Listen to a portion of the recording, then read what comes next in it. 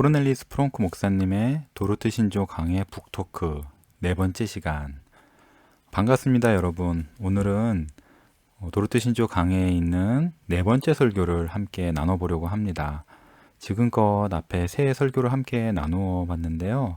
이 세 편의 설교만 해도 은혜가 넘치고 평생 마음에 새기고 배울 그런 신앙의 기본과 핵심들이 많이 담겨 있습니다. 제가 제 유튜브에다가 로버트 호커의 묵상집에서 두 개를 뽑아서 올렸거든요. 한번 들어보셨나요?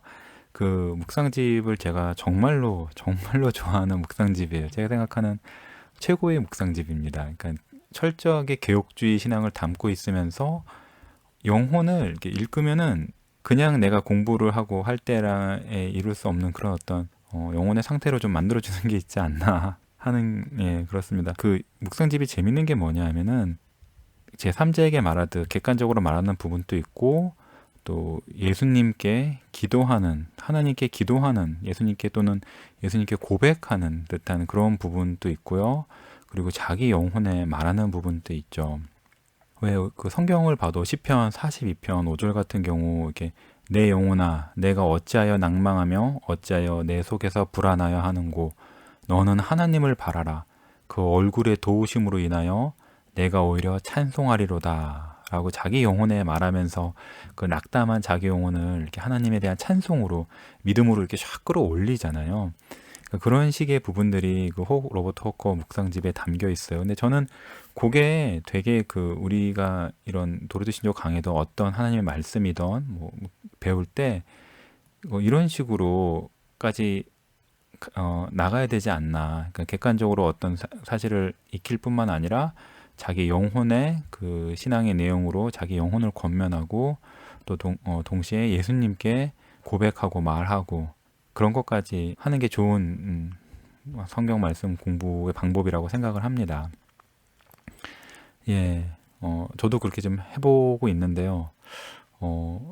좋기도 하면서 또 잘 쉽지도 않고 익숙하지 않으니까 그런 것 같습니다.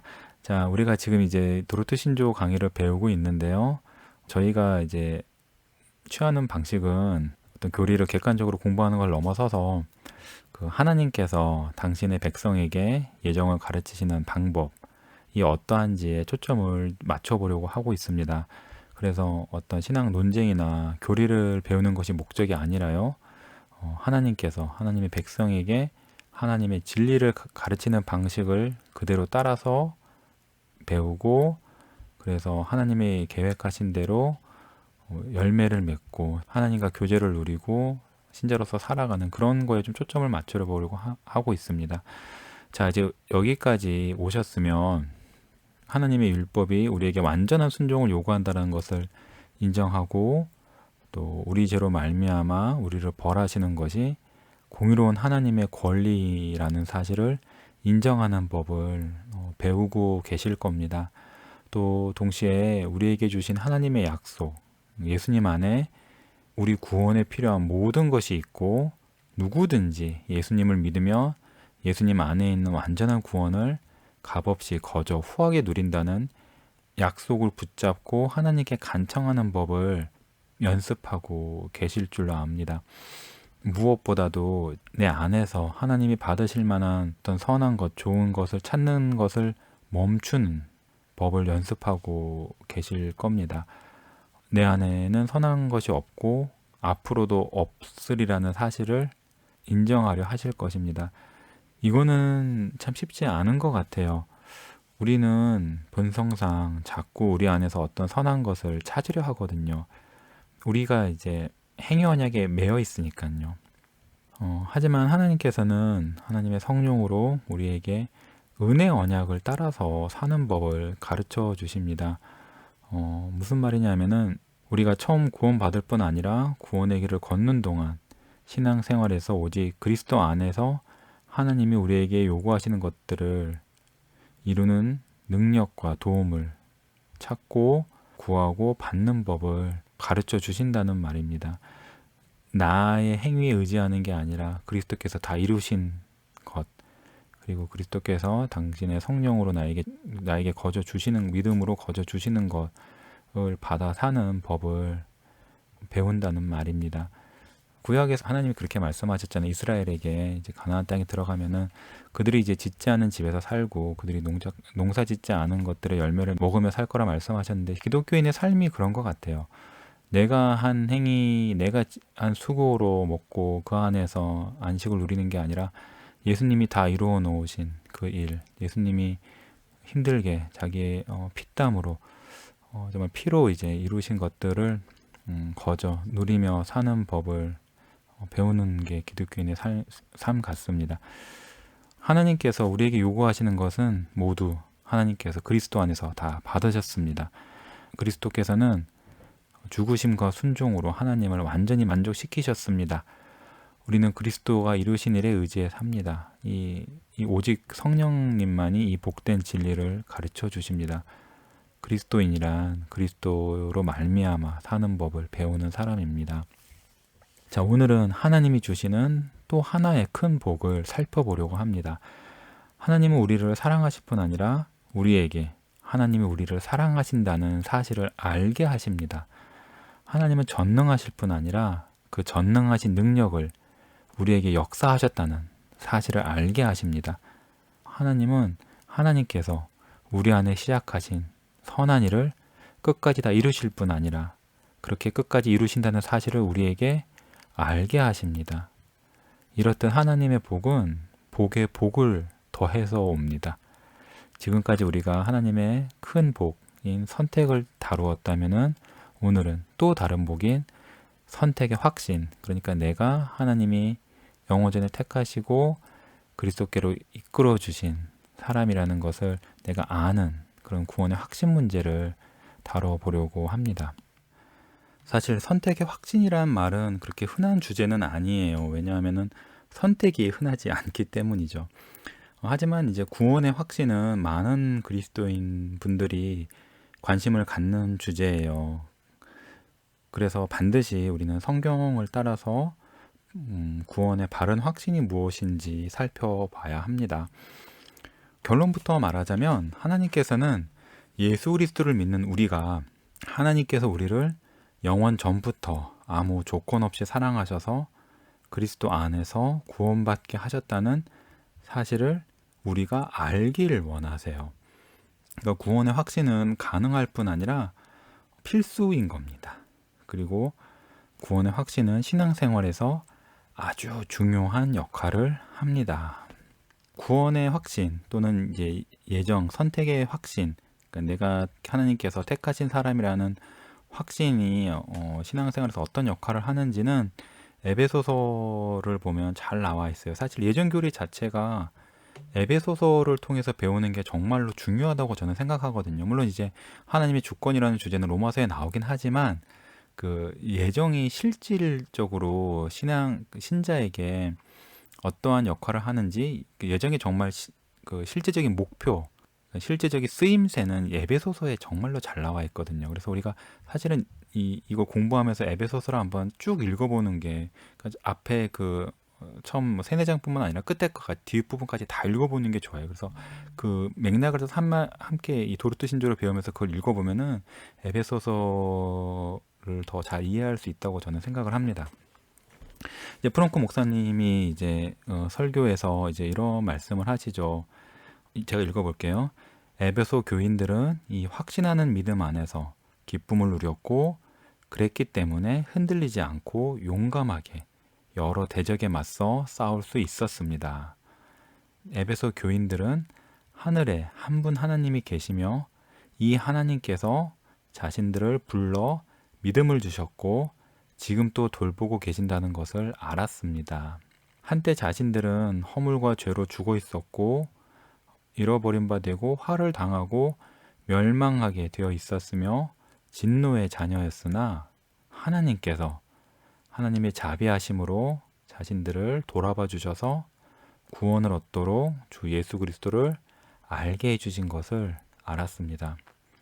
그리고는 자신들이 그리스도께 나오게 된 것은 먼저는 성령 하나님의 역사하심 때문이며 더 나아가는 성부 하나님의 선택하시는 사랑에서 나온 것임을 알았습니다. 여기서 이제 바울이 에베소 교인들에게 하는 말에 보면은 그 신자들을 향해서 바울이 하나님께서 에베소 교인들에게 어떤 일을 하셨느냐에 초점이 맞추어져 있어요. 그들이 어떤 상태에 있었는데 하나님께서 어떤 일을 하셨느냐, 그러니까 초점이 맞춰져 있죠.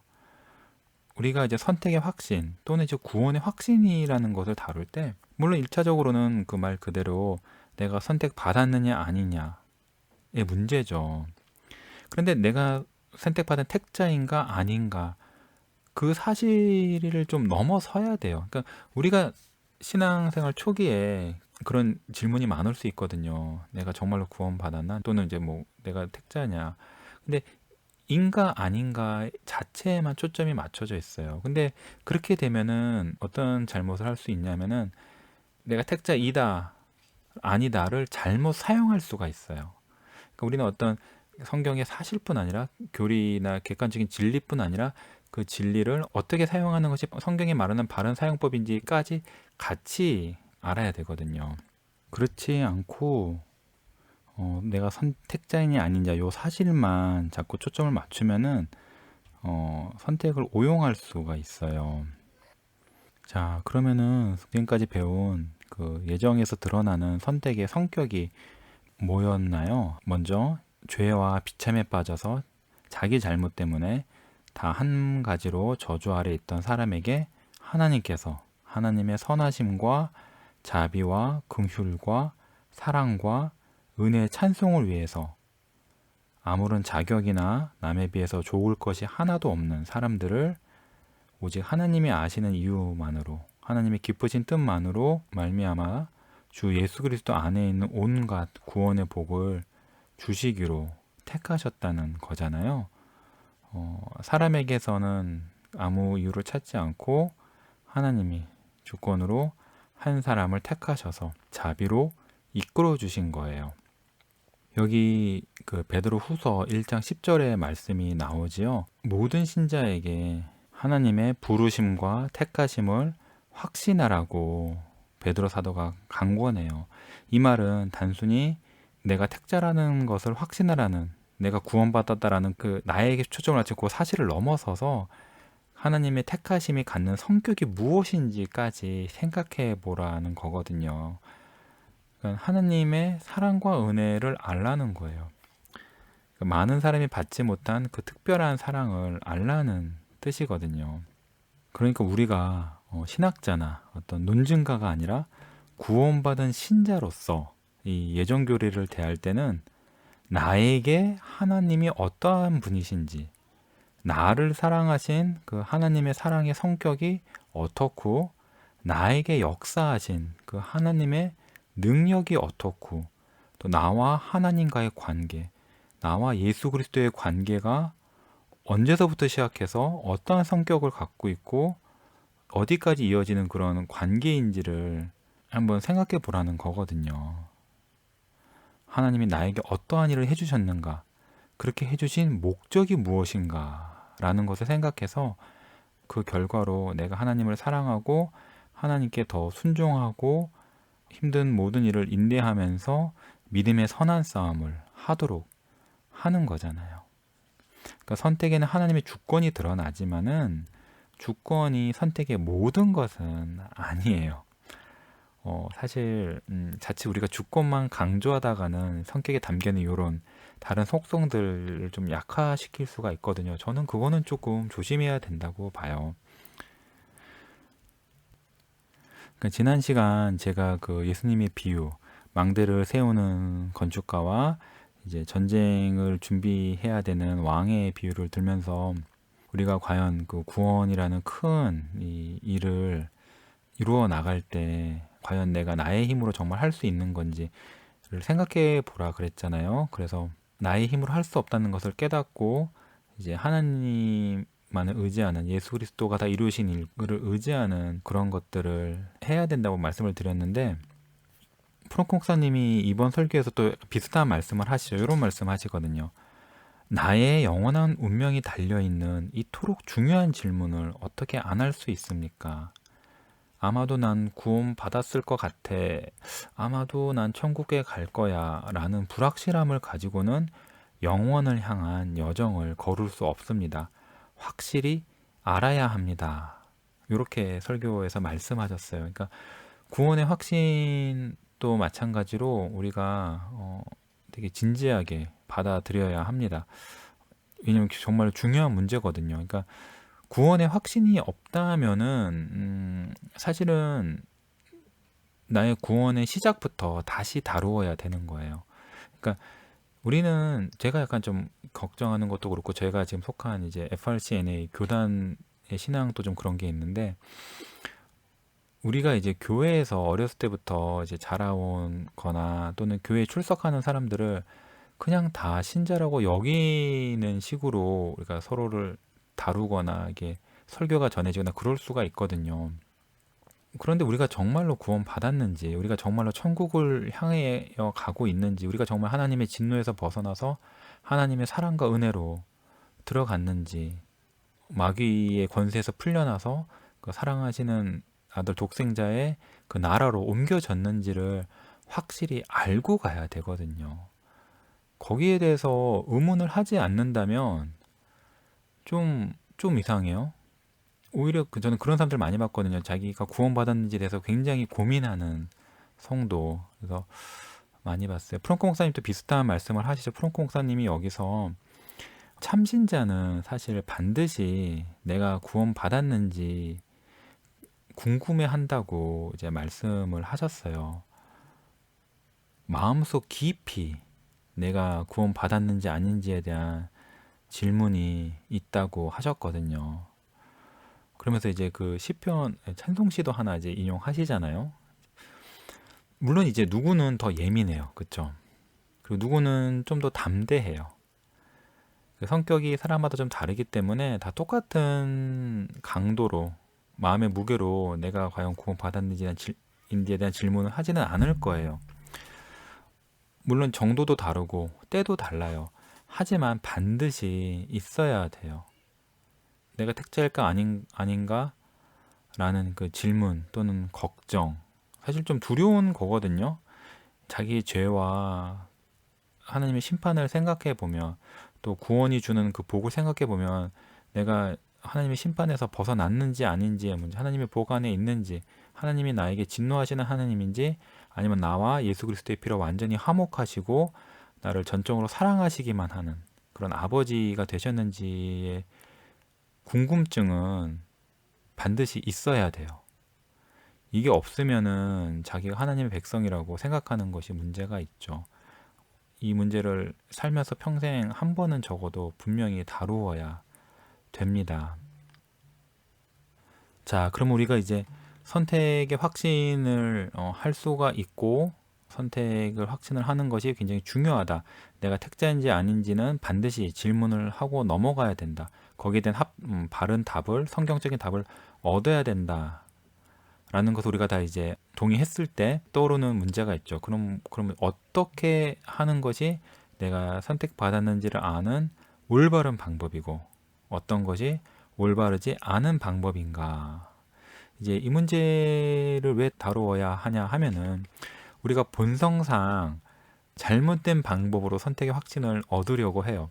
그렇지 않나요? 저도 그랬거든요. 저도 처음에 영적인 체험인들이 좀 있었어요. 좀 신기한 체험들이 좀 있었고, 그래서 전혀 기독교를 안 믿고 기독교를 우습게 보고 뭐 그냥 쇠뇌 정도로 그냥 생각하던 사람이 하나님이 예수님이 정말로 계신다라는 걸 알게 되고 뭔가 바뀌었어요, 사람이. 근데 영적인 체험이 있긴 하지만 그런 체험이 다른 사람이 말하는 것하고 다 똑같지도 않고 내가 정말로 구원받았는가라는 질문이 정말로 컸어요. 근데 그러면서 제가 자연스럽게 빠졌던 잘못된 방법은 뭔가 이제 특별한 것을 자꾸 이제 구하려는 어떤 마음의 특별한 확신 그런 것들을 자꾸 구하려고 했던 게 있는 것 같아요. 이거는 단지 구원의 확신뿐 아니라 젊은 분들이 많이 관심을 가질 하나님의 인도하심을 받는 방식, 진로, 뭐 학업 아니면 이제 연애나 배우자 선택 같은 그런 것들에 대해서 하나님의 인도하심을 구할 때도 뭔가 이제 특별한 뭐 마음의 느낌이나 목소리나 아니면 뭔가 아주 특별한 이벤트 같은 것들을 이제 원하는데 그게 사실 저는 사람의 죄된 본성과 무관하지 않다고 생각하거든요. 근데 하나님도 그런 걸 다 아시죠. 우리가 그런 식으로 어떤 확신을 구하려고 한다. 그렇기 때문에 하나님께서 우리에게 바른 확신을 가르쳐 주세요. 이제 그런 내용이 여기 도르트신조와 이 프랑크 목사님 설교에 담겨 있는 거죠. 물론 이제 프랑크 목사님도 그렇고 다른 이제 개혁주의 선조들도 그렇고 특별한 경험을 인정을 합니다. 그분들도 굉장히 특별한 영적인 체험들이 있는 경우가 많아요. 선택의 확신에 대해서도 특별한 경험이 있을 수 있어요. 그런데 경험 자체가, 체험 자체가 어떤 표지가, 지표가 될 수는 없어요. 기준은 성경이어야 되거든요. 여기에 대해서 프랑크 목사님이 좋은 말씀을 하시죠. 읽어볼게요. 하지만 어떤 체험을 했을 뿐 아니라 내가 하나님의 말씀을 신뢰하고 죄에 대한 하나님의 유죄 판결을 알고 받아들이고 나의 죄로 인해서 통회하고 애통하고 뿐만 아니라 그리스도를 참되게 믿고 복음의 약속에서 위로를 체험했다면 내가 경험한 특별한 영적인 체험들을 큰 위험 없이 받아들일 수 있습니다. 요 말에서 보이시나요? 그 특별한 체험이 있는데 그거 플러스 이거가 있다면은 나의 체험은 받아들여도 된다. 하나님께로 온 거라고 받아들여도 된다라고 말씀을 하셨는데 거기 나온 요거 내용이 전부 다 우리가 지금까지 도르트 신조 설교 3개, 그쵸? 앞에 도르트 신조 그 10항 정도에서 다루었던 그 내용들이거든요. 가장 기본적인 거, 그쵸? 그래서 그 앞에 세 설교가 정말로 중요한 것 같습니다. 비슷한 내용이 도르트 신조 자체에도 나오죠. 12항을 보면은 이런 말이 있어요. 하나님께서 하나님의 말씀에서 가르쳐 보이신 틀림없는 선택의 열매들, 이 열매들을 내 안에서 발견해서 영적으로 기뻐하고 거룩히 즐거워할 때 내가 하나님이 선택하신 택자라는 확신을 얻는다라고 되어 있거든요. 자, 여기 이제 12항에 보면은 정말로 중요한 2가지가 있어요. 하나님께서 하나님의 말씀에서 가르쳐 보이신 틀림없는 선택의 열매들을 자기 안에서 발견해서 라는 2가지가 있거든요. 그러니까 하나님의 말씀을 먼저 잘 배우는 것, 동시에 나를 살피는 것. 나를 살필 때는 어떻게 살피냐면은 성경에 나와 있는 그 내용들이 내 안에 있느냐라는 것을 살피는 거죠. 출발은 하나님의 말씀이에요. 우리는 먼저 하나님의 말씀을 공부해야 돼요. 그러니까 어떤 그 선택의 확신 문제가 됐건 아니면 하나님의 인도하심을 받는 문제가 됐건 뭐가 됐건 간에 프랙티컬한 문제에 대해서도 고민이 있다면은 먼저 할 일은 하나님의 말씀을 배우는 거예요. 그런데 이제 사실은 어떤 문제가 닥쳐서 당장 어떤 중요한 결정을 해야 되는데 그 하나님의 말씀을 공부할 그 엄두가 나지 않거든요. 어떻게든 당장은 뭔가를 막 이렇게 확신을 탁 인도함을 확 구하고 싶거든. 구원의 문제도 좀 그런 게 있어요. 그러니까 사실은 평소에 옛날 김홍준 목사님도 그런 말씀 하신 것 같은데 평소에 하나님 말씀을 계속 꾸준히 잘 공부해 놔야 돼요. 그래서 하나님의 말씀에 대한 그 이해가 내 안에 쌓이고 단지 어떤 뭐가 쌓이듯이 쌓이는 게 아니라 그게 어떤 유기적으로 각자 자리를 갖춰가면서 틀이 잡혀야 돼요. 전체 틀이. 그게 돼야 되는 거죠. 근데 그렇게 하나님의 말씀을 잘 공부하는 것이 매우 중요한데 거기서 멈추면 안 되는 거죠. 거기서 멈추면 안 되고 내 안에 정말 하나님이 말씀하신 그런 것들이 있는지를 살펴봐야 돼요. 자기 살핌이라고 하죠. 하나님의 말씀을 많이 공부하다 보면은 후자를 안 할 수가 있어요. 그 아는 것 자체가 내 마음을 꽉 채우거든요. 그래서 내가 알기 때문에 그게 마치 내 거가 된 것처럼 착각을 할 수가 있죠. 하지만 하나님께서는 하나님의 백성을 그 상태에 내버려 두시지 않으시고 은혜를 주셔가지고 그 것들이 자기 안에 있는지를 살펴보도록 하세요. 그러니까 하나님의 말씀이 무엇가 됐건 감동 있게 배운 다음에는 정말 내 안에 그게 진짜로 있는지 내가 단지 알고 있는 것 또는 내가 남한테 설명할 수 있는 것을 넘어서서 정말로 그 실질이 내 안에 있는지를 살펴봐야 되거든요. 마찬가지예요. 개혁주의 모든 걸 다 배울 때도 마찬가지인 거죠. 그러니까 용을 발견하면 어떻게 되냐면은 신령한 기쁨과 거룩한 즐거움이 있다 그랬어요. 이게 정말로 신자만이 갖는 그런 기쁨이 아닌가요? 성경에 나온 내용들, 그러니까 성경에서 하나님 백성, 그러니까 구원받은 백성, 예수님을 만난 사람들이 겪는 있었던 그런 일들이 정말로 나의 영혼에서 일어나는 것. 음, 그, 그 예수님이 옷자락을 뒤에서 잡았던 혈류병 여인과 같은 그런 사건이 정말 내 삶에서 일어난 듯한 그런 마음이 나한테도 있을 때 내가 마치 거기 장면에 있는 것처럼 나의 마음도 예수님의 옷자락을 그 뒤에서나마 잡고 싶은 그런 마음이 나 안에 있는 걸 볼 때, 또는 그 삭개오처럼 예수님이 나의 이름을 부른 것처럼 예수님이 나를 부르시는 것 같고, 그래서 내가 정말 예수님을 모시고 싶은 그런 마음이 나한테 들 때, 또는 여러 가지, 그렇죠, 다윗의 회개가 됐건 그런 것들이 정말 내 마음에서 일어날 때 그게 신자에게 기쁨을 주거든요. 근데 그런 기쁨이 여기서 신령한 기쁨이라고 도르트에서 말했어요. 그리고 즐거움은 거룩한 즐거움이다. 거룩한 즐거움이라는 게 그런 거라고 여기서 가르쳐 줍니다. 자, 지금 우리가 이제 네 번째 설교에서는 교리의 적용을 다루고 있잖아요. 교리의 적용에 대해서 한 말씀 드려볼까 하는데요. 교리와 실천, 교리와 삶, 요 두 개의 관계에 대해서 한번 생각해 봅시다. 여기서 한 가지가 뭐냐면은 교리와 삶을 나눠 가지고 아예 교리를 사변적이다 또는 뭐 힘이 없다라는 것을 이제 무시하고 삶만 강조하는 그런 잘못을 사람이 할 수 있잖아요. 이거는 이제 사실상 하나님의 말씀을 무시하는 거죠. 신앙은 먼저 하나님께서 말씀하셨던 것처럼 이스라엘아 들으라라고 말씀하셨던 것처럼 먼저 하나님이 하시는 말씀을 들어야 돼요. 내 생각 다 접어두고 하나님이 뭐라고 말씀하시는지를 먼저 들어야 합니다. 잘 들어야 합니다. 그렇지 않고 나의 생각, 내가 어떻게 해야 된다라고 그런 것들을 먼저 따지는 거는 그는 기독교가 아니에요. 자기 사람의 종교예요. 그 우상인 거죠. 예전에도 말씀드렸지만 이런 거는 교리에서 능력을 맛보지 못했기 때문인 거예요. 어찌 보면 정말 교리라고 말할 수 있는 예수님의 성육신, 예수님의 신성과 인성, 예수님의 삼중직, 왕, 선지자, 제사장직, 예수님의 낮아지심, 높아지심, 예수님의 고난, 순종과 의로움, 그런 것들이 어찌 보면 우리 삶과 큰 연결이 없잖아요. 우리가 무엇을 해야 될 것인가에 대해서 별로 말하지 않거든요. 하지만 그런 예수님에 대한 교리가 훨씬 중요합니다. 그리고 사실상 거기에서 능력이 나오거든요. 우리의 실제의 삶이 나오는 거거든요. 이런 이제 한쪽 극단이 있고, 이런 문제를 보고 이제 잘 하려는 마음에 교리를 또 강조할 수가 있죠.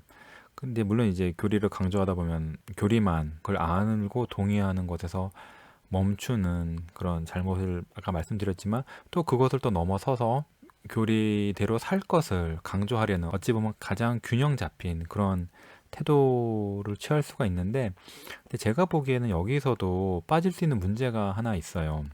그건 바로 뭐냐면은 교리대로 살려는 삶을 어떻게 살아야 되는지, 그리고 무엇을 하는지를 나의 생각과 나의 힘으로 한다는 거죠. 교리를 배워가지고 그 배운 내용을 갖고 내가 판단해서 내가 적용해서 내가 나의 힘으로 하는 거예요.